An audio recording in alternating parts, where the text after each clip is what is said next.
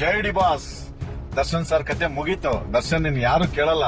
ದರ್ಶನ್ ಜೈಲಿಗೆ ಹೋಗಿದ್ದಾರೆ. ಇನ್ ಯಾರು ಅವ್ರ ಅಭಿಮಾನಿಗಳು ಯಾರು ಬರಲ್ಲ ಹೊರಗಡೆ ಅನ್ನೋ ಗುಗ್ಗು ನನ್ನ ಮಕ್ಕಳಿಗೆ ಹೇಳಕ್ ಇಷ್ಟಪಡ್ತೀನಿ. ಈ ವಿಡಿಯೋ ಒಬ್ಬ ದೊಡ್ಡ ಸೆಲೆಬ್ರಿಟಿ, ಕೋಟ್ಯಾನು ಕೋಟಿ ಅಭಿಮಾನಿ ಇರೋಂತ ಒಬ್ಬ ನಟ ಪ್ರಮೋಷನ್ ಯಾವುದೇ ಕಾರಣಕ್ಕೂ ಮಾಡಲ್ಲ. ತಿಳ್ಕೊಳ್ಳಿ, ಪ್ರಮೋಷನ್ ಯಾವುದೇ ಕಾರಣಕ್ಕೂ ಮಾಡಲ್ಲ. ಬೇರೆ ಹೀರೋಗಳ ಬಗ್ಗೆ ನಾನು ಹೇಳಲ್ಲ. ಬೇರೆ ಹೀರೋರು ದುಡ್ಡು ಇಸ್ಕೊಂಡು ಕೆಲವೊಂದು ಅಡ್ವರ್ಟೈಸ್ಮೆಂಟ್ ಅವು ಇವು ಮಾಡ್ತಾರೆ. ಐಡಿಗಳ ಹಾಕೊಂಡು ಈ ಸಣ್ಣ ಪುಟ್ಟ ಈ ಸೋಷಿಯಲ್ ಮೀಡಿಯಾದಲ್ಲಿ ಇರೋಂತ ಒಂದು 100, 200K, 500K ಇರೋದು ಪ್ರಮೋಷನ್ ನನ್ನ ಹತ್ರ ಫಾಲೋವರ್ಸ್ ಇದಾರೆ, ಪ್ರಮೋಷನ್ ಮಾಡ್ತೀನಿ ಅಂತ ಇದರಲ್ಲಿ ಅಭಿಮಾನಿಗಳಿಗೋಸ್ಕರ 2.3 ಮಿಲಿಯನ್ ಫಾಲೋವರ್ಸ್ ಇರೋಂತ ಒಂದು ಐಡಿ, ದರ್ಶನ್ ಬಾಸ್ ಅವರ ಐಡಿ, ಪ್ರತಿಯೊಬ್ಬ ಅಭಿಮಾನಿಗಳು ಬರ್ತ್ಡೇ ಸೆಲೆಬ್ರೇಷನ್ ಮಾಡಿದಂತ ವಿಡಿಯೋಗಳು ಆಗ್ತಾ ಇದಾರೆ ಅಂತಂದ್ರೆ ಅವ್ರ ಅಭಿಮಾನಿಗಳಿಗೆ ಕೊಡುವಂತ ಗೌರವ, ಪ್ರೀತಿ ಏನಂತ ಇದರಿಂದಾನೇ ಗೊತ್ತಾಗುತ್ತೆ. ಪ್ರಮೋಷನ್ ಮಾಡಕ್ಕೆ ಐಡಿಗಳಲ್ಲಿ ಯೂಸ್ ಮಾಡ್ತಾರೆ ಕೆಲವರು 400, 500Kಗೆ ನನಗೆ 10,000 ಕೊಡು, 20,000 ಕೊಡು, ಎಷ್ಟು ಸಾವಿರಾರು ಕಾರ್ಯಕ್ರಮಗಳನ್ನ ಆಗ್ತಾನೆ ಇದ್ದಾರೆ. ಅದಕ್ಕೆ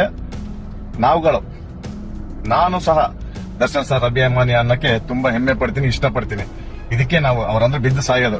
ಒಂದು ಕಾರ್ಯಕ್ರಮ ಮಾಡಿದ್ರೆ ಸಣ್ಣದು, ಅವ್ರ ಐಡಿ ಎಷ್ಟೇ ಫಾಲೋವರ್ಸ್ ಇರ್ಲಿ, ಏನೇ ಕಾರ್ಯಕ್ರಮ ಮಾಡ್ಲಿ, ಹುಟ್ಟಿದಬ್ಬ ಮಾಡಿದಾರೆ ಅಂತಂದ್ರೆ ಅವ್ರು ಎಷ್ಟು ಏನು ಫಾಲೋವರ್ಸ್ ಇದಾರೆ ಅಂತ ನೋಡಲ್ಲ. ಅವ್ರ ಕಾರ್ಯಕ್ರಮ ನೋಡಿ ಪೋಸ್ಟ್ಗಳು ಆಗ್ತಾ ಇದಾವೆ ಅಂತಂದ್ರೆ ಅದು ದರ್ಶನ್ ಸರ್ ಅವರ ಗುಣ, ಆಗ ಅತ್ತಿಗೆ ಅವ್ರ ಗುಣ. ಅತ್ತಿಗೆ ಅವರು ದರ್ಶನ್ ಸರ್ ಅವರ ಮಾತಿನ ಮೇರೆಗೆ ಪೋಸ್ಟ್ಗಳು ಮಾಡ್ತಾ ಇದ್ರೆ ಅಷ್ಟು ಸುಲಭ ಅಲ್ಲ. ಒಂದು ಐಡಿಯಲ್ಲಿ ಅಷ್ಟು ಪೋಸ್ಟ್ ಆಗ್ಬೇಕಂದ್ರೆ ಇನ್ನೊಂದು ಆಶ್ಚರ್ಯ ಸಂಗತಿ ಅಂದ್ರೆ ಐಡಿಗೆ ಏನಾದ್ರು ಪ್ರಾಬ್ಲಮ್ ಆಗೋ ಸಾಧ್ಯತೆ ಇರುತ್ತೆ. ಬಟ್ ಅದನ್ನ ಯೋಚನೆ ಮಾಡದೆ ಪೋಸ್ಟ್ ಮಾಡಿದ್ರೆ ಅದು ನಮ್ ದರ್ಶನ್ ಸರ್. ಅದೇ ಇದಕ್ಕೆ ನಾನು ಹೆಮ್ಮೆ ದರ್ಶನ್ ಸರ್ ಅಭಿಮಾನಿ ಅಂತ ಹೇಳಕ್ ಇಷ್ಟಪಡ್ತೀನಿ.